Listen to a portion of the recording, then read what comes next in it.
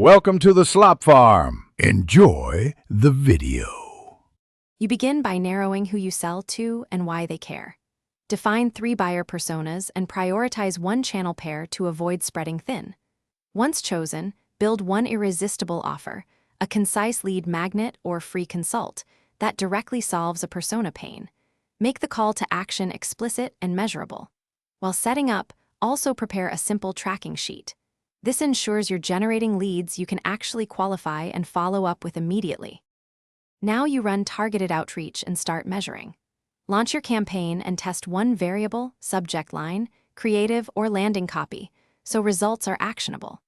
Monitor click-through and conversion rates alongside cost per lead and qualitative score.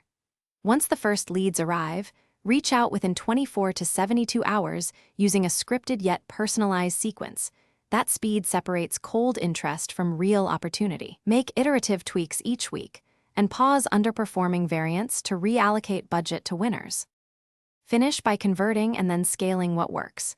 Use a repeatable follow-up cadence tied to your qualification rubric so you consistently move prospects to a sale. When metrics look good, scale budgets gradually, 20 to 50%, and watch CPL and lead quality to prevent degradation. If conversions stall, diagnose quickly. Revisit the offer, landing page UX, messaging alignment, and audience targeting. One quick troubleshooting tip: swap the offer first. If that fails, then iterate on audience or page experience. Thanks for watching.